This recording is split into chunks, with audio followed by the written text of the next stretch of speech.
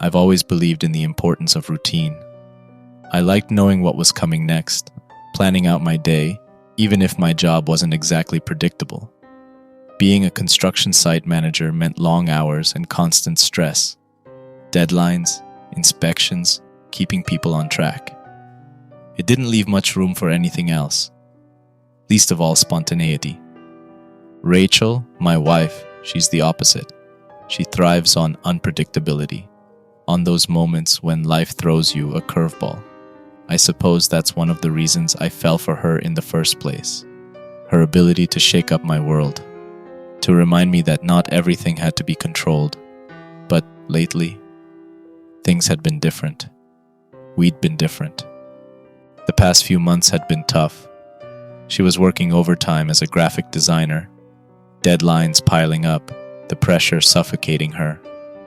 I knew the feeling all too well, but we'd been taking it out on each other. Little arguments about nothing really, but they built up. That night had been one of those nights.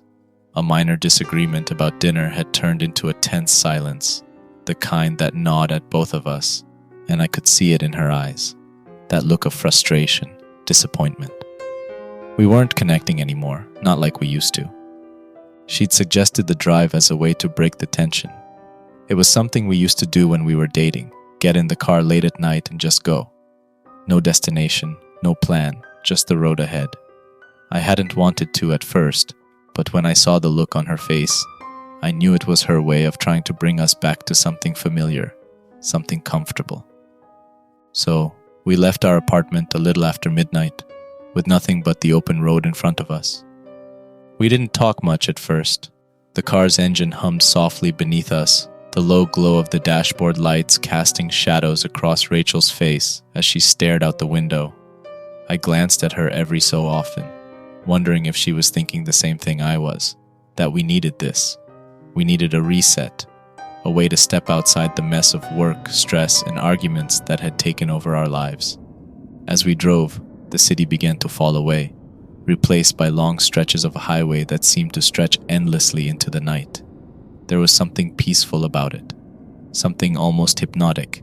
The fields on either side of us were cloaked in darkness, the sky heavy with clouds, hiding the stars. It felt like we were the only two people in the world, just me, Rachel, and the road. I stole another glance at her, hoping for some sign that the tension between us was easing, but she was still quiet, her fingers absent-mindedly drumming on the armrest. The silence wasn't awkward, it was just there, lingering like a third presence in the car. "Guess we're on our own tonight," I muttered, mostly to myself. Rachel smiled faintly but didn't say anything. The miles rolled on, and before long, the gas gauge dipped lower than I was comfortable with. I hadn't noticed it before, but now it was nearing empty. I glanced at the dashboard, silently cursing myself for not filling up before we left. There was nothing around us but empty fields and the occasional flash of distant headlights. If we didn't find a gas station soon, we'd be stranded out here. "We're getting low," I said, breaking the silence. Rachel looked over at the gauge, her brow furrowing slightly. "Do you think there's a station nearby?" "I hope so," I replied, squinting at the dark horizon. "We don't have much choice." A few more minutes passed, and just when I was starting to worry, I saw it. A flicker of light up ahead, like a beacon in the night. A gas station, dimly lit but unmistakable. Relief flooded through me. "There," I said, pointing. Rachel nodded, her eyes fixed on the station as we approached. It looked old, run down, the kind of place you'd expect to see in the middle of nowhere. The neon sign flickered weakly, barely readable, and the parking lot was empty except for a few rusted cars that looked like they hadn't moved in years. "Creepy," Rachel muttered under her breath. "Yeah," I agreed, pulling up to one of the pumps. I killed the engine, but the moment the car went quiet, I felt a strange, creeping sensation. It was subtle at first, just a nagging feeling at the back of my mind, like something was off. I glanced at Rachel, and by the look on her face, I knew she felt it too. "Let's just get the gas and go," she said, her voice tight. I nodded, stepping out of the car. and heading toward the gas station's small convenience store. Inside, the store was as run down as the exterior suggested. The fluorescent lights buzzed faintly overhead, casting a harsh yellow glow over the worn linoleum floors and dusty shelves. The place looked like it hadn't been updated in decades. Old magazine racks, faded advertisements for long-forgotten products. And behind the counter, a lone attendant sat, staring blankly ahead. The man was old, his skin leathery and wrinkled, his deep-set eyes following me as I approached. He didn't say anything at first, just nodded toward the register, his expression unreadable. His uniform was faded, the name tag barely legible, and for a moment I wondered how long he'd been working here. "Just need to fill up," I said, trying to keep my voice light. The man didn't respond, just nodded again, his gaze drifting toward the clock behind him. I followed his eyes and felt a flicker of confusion. The clock read 3:17 a.m., but my watch said it was barely 12:45 a.m. "Your clock's fast," I said, pointing at it. He didn't respond, didn't even acknowledge the comment, just stared. I felt Rachel's hand on my arm and I turned to see her looking around, her brow furrowed in confusion. "The clocks," she whispered. "They're all different." I glanced around, realizing she was right. There were several clocks scattered around the store, one above the door, another near the magazine rack, and yet another above the restroom.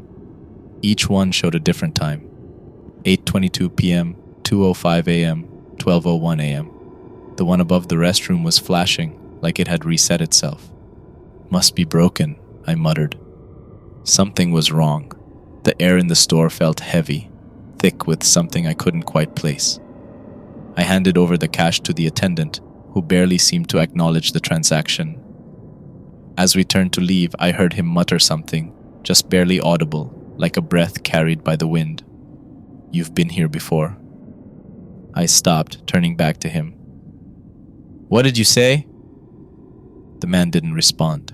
He was already staring off into space again, his eyes fixed on something I couldn't see. "Let's go," Rachel said, tugging at my arm. There was an urgency in her voice that made me comply without question. We got back into the car, both of us unnerved but trying not to show it. As I started the engine, Rachel glanced over at me. "Did he seem weird to you?" "Weird is an understatement," I said, pulling away from the pump. "Let's just get out of here." 10 minutes later, we were back on the road, driving into the darkness once again. I tried to push the strangeness of the gas station out of my mind, focusing on the road ahead, but something about that place lingered, gnawing at the edges of my thoughts. Then Rachel said the words that made my blood run cold. "Is that the same gas station?" I looked up and my stomach dropped. There it was, just ahead of us. The same rundown station, the same flickering neon sign, the same rusted cars. It didn't make sense. We hadn't turned around. We hadn't even veered off the road, but somehow we were right back where we started. "That's impossible," I muttered, gripping the steering wheel tighter. We were driving straight the whole time.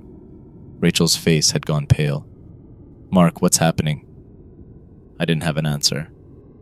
I drove past the gas station, not stopping this time, determined to keep going. There had to be a logical explanation for this. Maybe we'd missed something.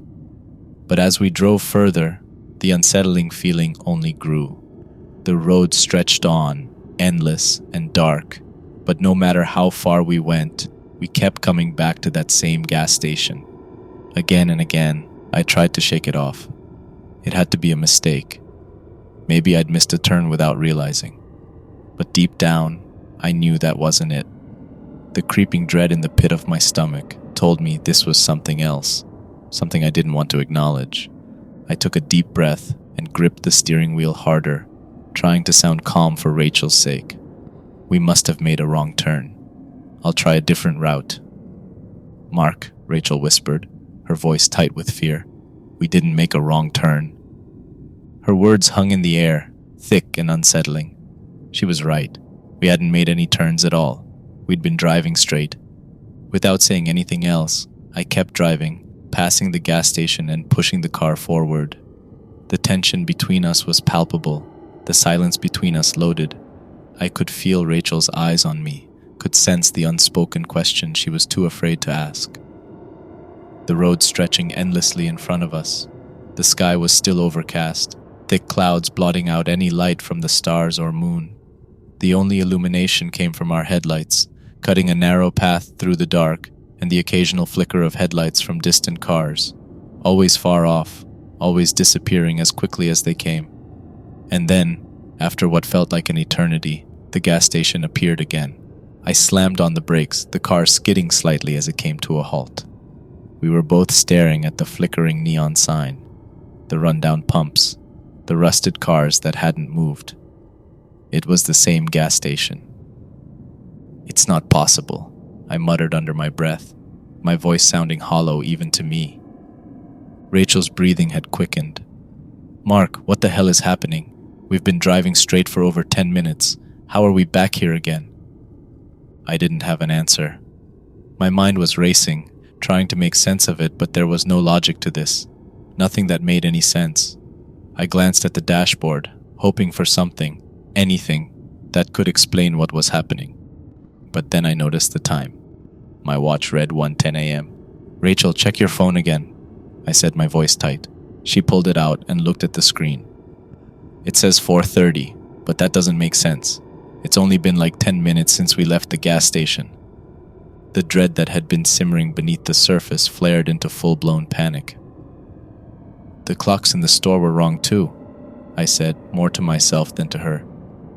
"It's like time isn't—" I didn't finish the sentence. I didn't need to.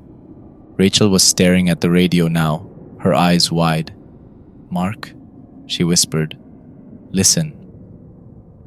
The radio had been dead for the entire drive, just static.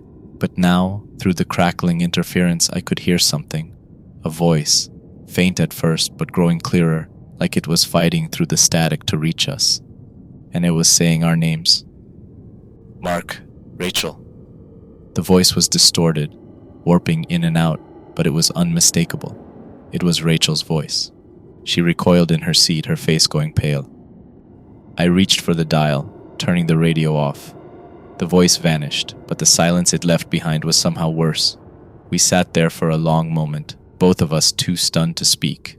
Eventually, I started the car again, though every part of me was screaming to turn around, to go back, to escape. But there was no escape, no other road. All we could do was keep going forward and hope that eventually we'd find a way out of whatever nightmare we'd stumbled into. We passed the gas station for the third time. But this time, something was different. There were cars in the lot now, cars that hadn't been there before. The rusted hulks were still there, but parked alongside them were a few newer models, sleek and shiny, as if they had only just arrived. And inside the store, I could see people, moving between the shelves, flickers of movement that hadn't been there during our previous visits. "Look," Rachel said, her voice trembling as she pointed toward the station. "There are people." I pulled into the lot, my hands shaking as I turned off the engine. "Maybe they can help us. Or maybe they're stuck too," she muttered. But I could hear the faint glimmer of hope in her voice. We got out of the car, the air heavy and thick, like the atmosphere itself was pressing down on us. The gas station looked the same as before, run down, ancient, but now it had an almost alive feeling to it. As we stepped inside, the fluorescent lights buzzed overhead, casting the same sickly yellow glow over the store. But this time, we weren't alone. An older woman stood near the magazine rack, her eyes fixed on us as soon as we walked in. She didn't blink, didn't smile, just stared. Her expression was vacant, her face pale and gaunt, as if she hadn't slept in years.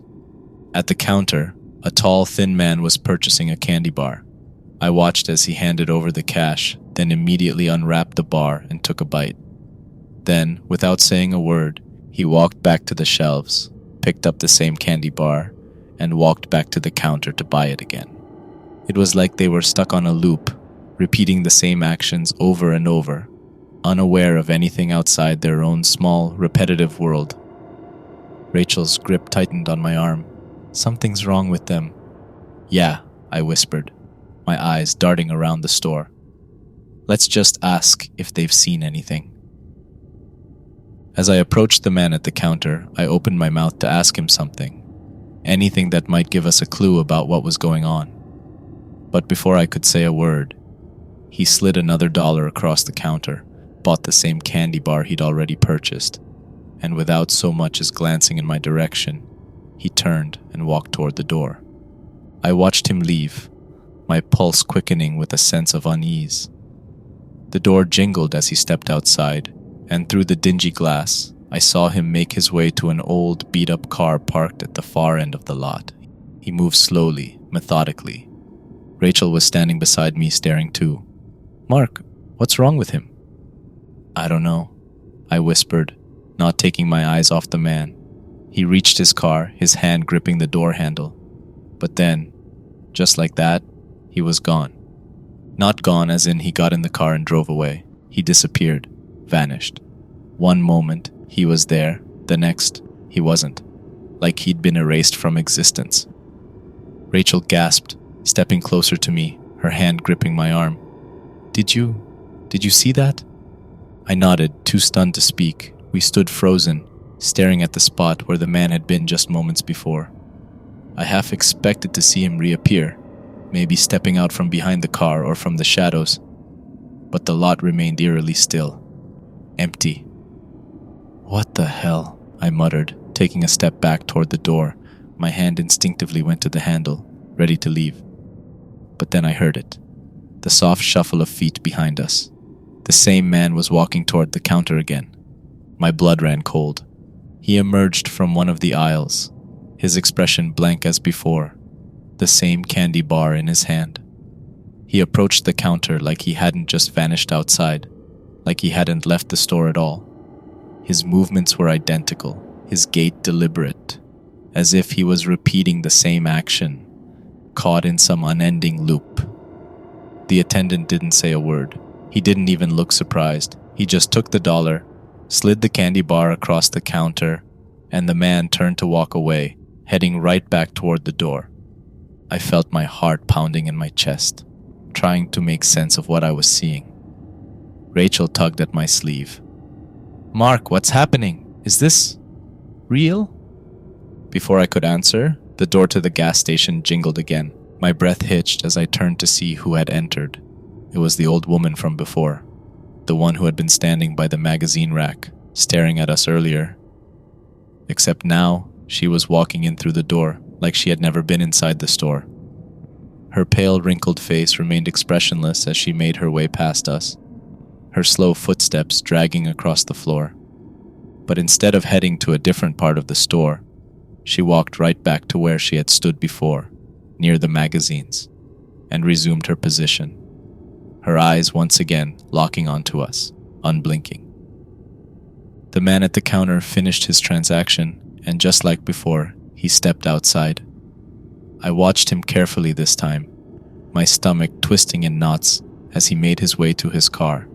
He reached for the handle again, but the moment his hand touched it, he vanished. My head spun, the world tilting around me.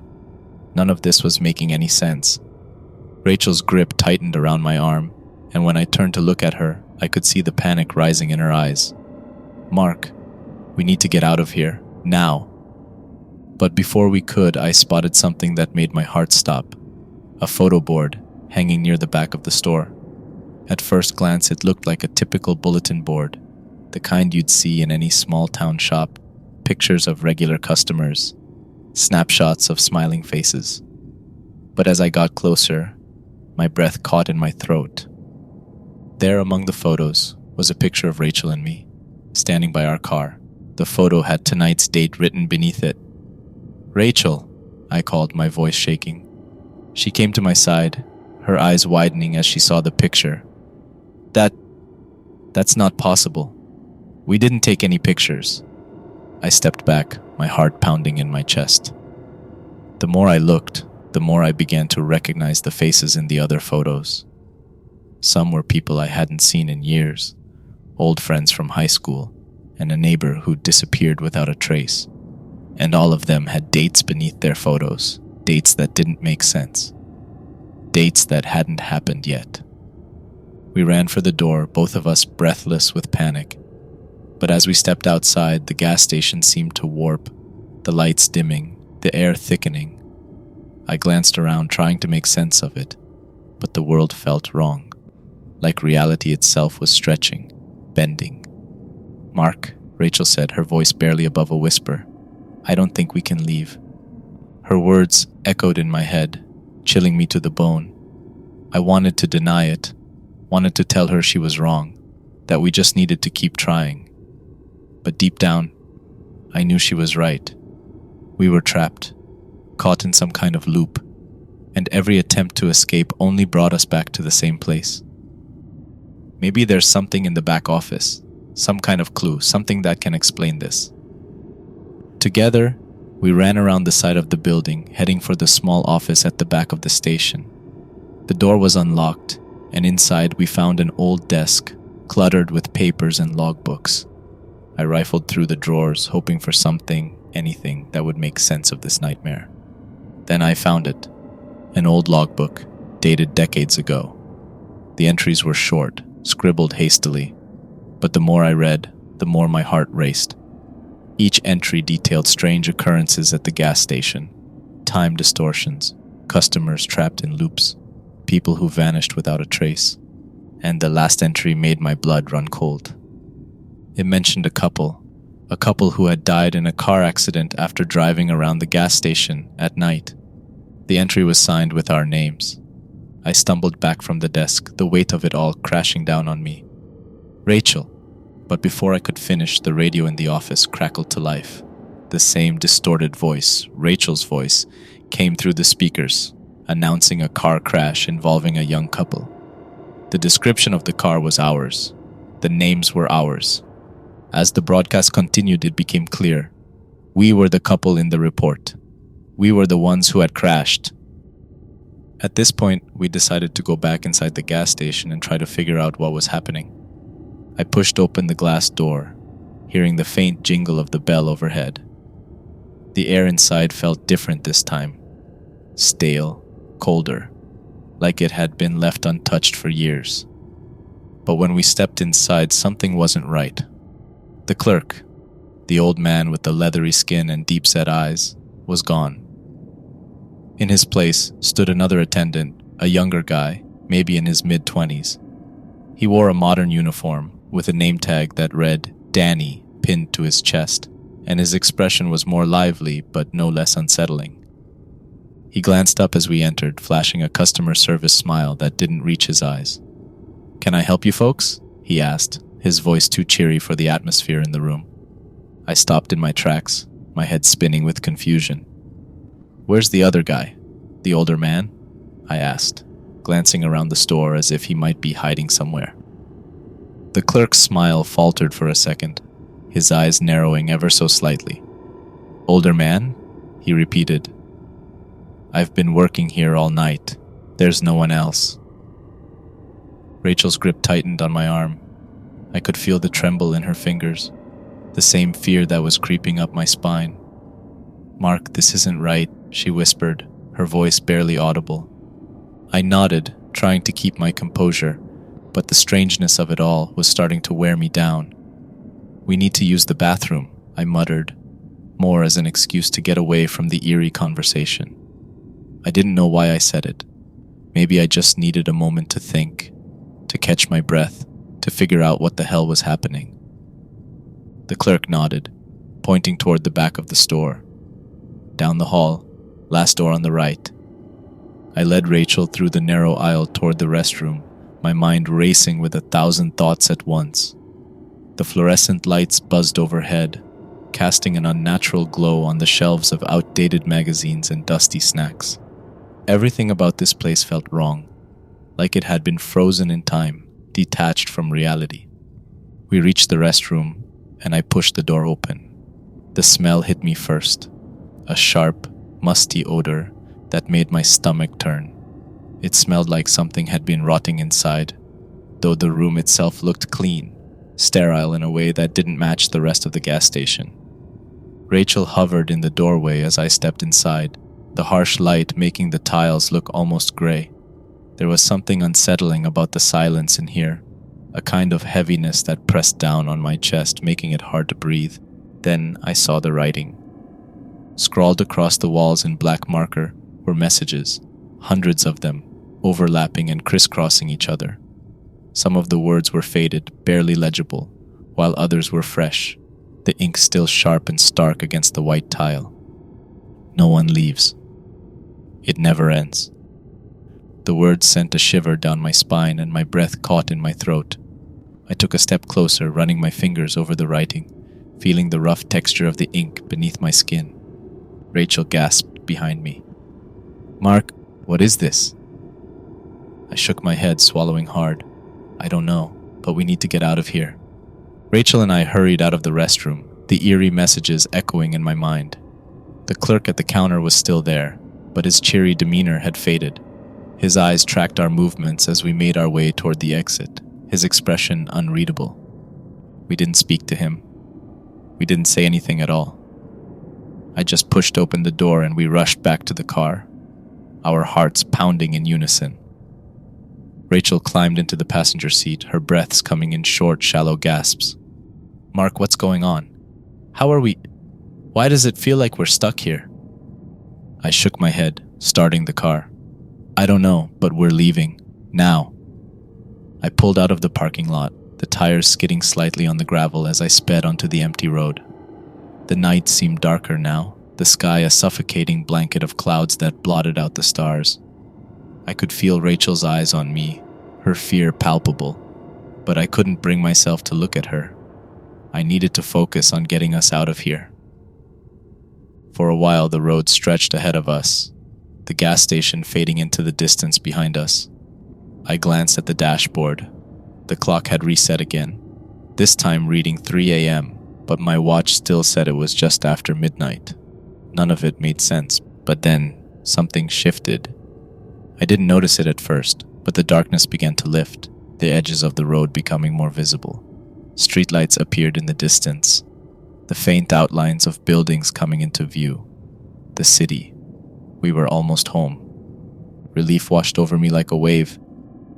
"Rachel, look, we're getting close." She looked up, her eyes wide with disbelief.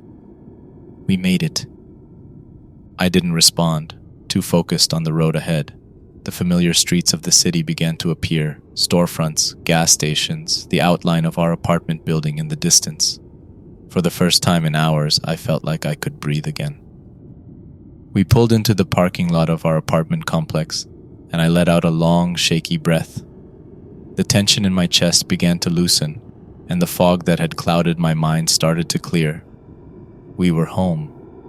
Somehow we had escaped the gas station. Rachel got out of the car, still shaken but visibly relieved. "Thank God," she murmured. "Let's just go inside. I need to lay down." We made our way up to our apartment, the familiar sounds of the city, comforting in a way I hadn't expected. It was like we had crossed some invisible threshold back into reality, back into normalcy. Inside, the apartment felt safe, normal. I could still hear the faint hum of the refrigerator, the soft ticking of the clock on the wall. Everything was just as we had left it. Rachel went to the bathroom to wash up while I wandered into the bedroom, rubbing my tired eyes. I wanted to believe that everything was fine now, that the nightmare was behind us. But as I pulled off my jacket, something felt off. There was a faint smell in the air. At first, I couldn't place it. But then it hit me. Gasoline. The same smell that had lingered in the gas station. My heart started racing again. I shook my head, trying to push the thought away. It was just paranoia, a leftover sensation from the gas station. I'd probably spilled some gas on myself when I was filling the car, but then the lights flickered. I froze, my breath catching in my throat.